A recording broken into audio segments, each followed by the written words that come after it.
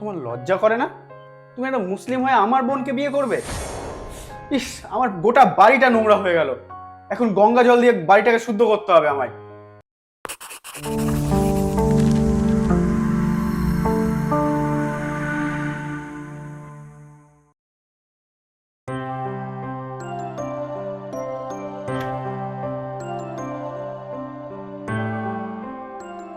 এ বোন, বলছি তোর সঙ্গে কিছু কথা আছে। হ্যাঁ বল। তোর জন্য একটা ভালো সম্বন্ধ দেখেছি।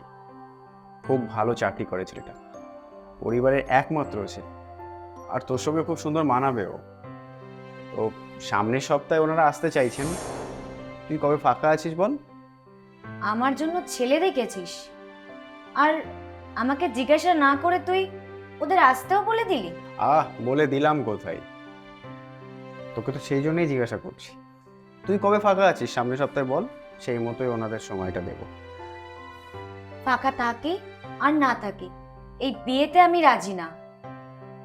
আর এরপর থেকে কোনো ছেলে আমাকে দেখতে আসার হলে আমাকে একবার জিজ্ঞাসা করিস প্লিজ। আচ্ছা, তোর আপত্তি কোথায়? বিয়ে তো সবাইকেই করতে হবে, তাই না? আর তাছাড়া তুই তো সারা জীবন ঘরে বসে থাকবি না। কেন রে দাদা, তোর কি আমাকে খাওয়াতে পড়াতে খুব অসুবিধা হচ্ছে? না রে, সেটা না, কিন্তু তোর বিয়ে করতে অসুবিধাটা কোথায়? নাকি কেউ আছে?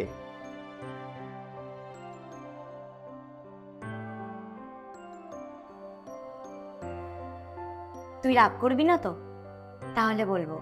না, তুই যদি ছোটবেলায় এই ঘটনাটা ঘটাতিস তাহলে রাগ করতাম, এখন আর করবো না। আসলে তোকে ভেবেছিলাম অনেকদিন আগেই বলবো, কিন্তু ও সেরকম ভালো কিছু একটা করে উঠতে পারেনি, তাই। বুঝি বুঝি, একটু সময় লাগবে, বেশ তো লাগুক, কিন্তু তার আগে তাকে একবার বাড়িতে ডাক, পরিচয় পর্বটা সেরে রাখি। এত সহজ হয়ে যাবে ব্যাপারটা একদমই ভাবিনি। থ্যাংক ইউ সো মাচ দাদা। Love you.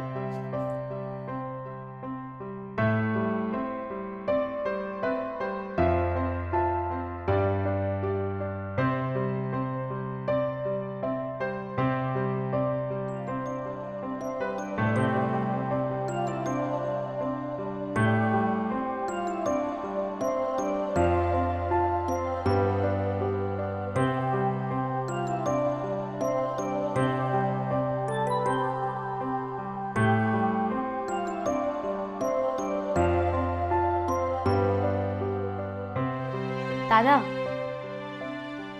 ও আয় আয় আয় আয়।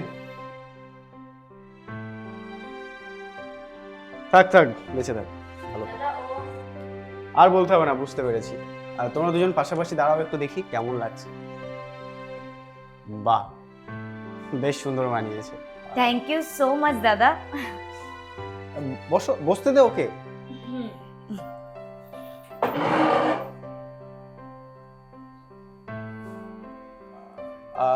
তুই ওর জন্য কিছু খাবারের ব্যবস্থা কর। হ্যাঁ, যাচ্ছি। তোমরা কথা বলো, আমি নিয়ে আসছি। বাড়িতে কে কে আছেন? বাবা মা, দাদা বৌদি আর আমি। সবাই ভালো আছেন তো? হ্যাঁ দাদা। সিগারেট? না, কি নিয়ে পড়াশোনা করছো যেন এখন? ওয়েব ডিজাইনিং কোর্স করলাম, এখন ইন্টারভিউ দিচ্ছি। ও, কথায় কথায় তো তোমার নামটাই জানা হলো না। কি নাম তোমার? সাহিল। কি? Sheikh Sahil. What? Get out! Get out from here! কিন্তু কেন দাদা? তোমার লজ্জা করে না? তুমি একটা মুসলিম হয়ে আমার বোনকে বিয়ে করবে? ইস, আমার গোটা বাড়িটা নোংরা হয়ে গেল। এখন গঙ্গা জল দিয়ে বাড়িটাকে শুদ্ধ করতে হবে আমায়। ছি, তুমি এখনো দাঁড়িয়ে আছো? যাও।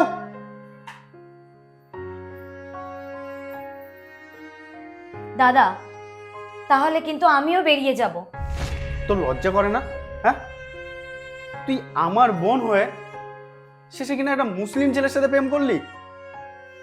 ছি ছি ছি ছি, তুই আমাকে বলতে পারতিস, আমি ছেলেদের লাইন লাগিয়ে দিতাম।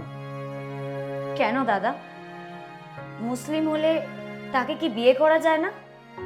নাকি মুসলিমরা মানুষ হয় না? তোর কি মাথা খারাপ হয়ে গেছে? হ্যাঁ, তুই একটা হিন্দু ঘরের মেয়ে হয়ে, তুই একটা ব্রাহ্মণ পরিবারের মেয়ে হয়ে শেষে কিনা একটা মুসলিম ছেলেকে বিয়ে করবি? তুই জাত খোয়াবি? ভগবান পাপ দেবে না? এই সমাজে তুই বাঁচতে পারবি ঠিকঠাক করে? দাদা, আমরা সবাই এক।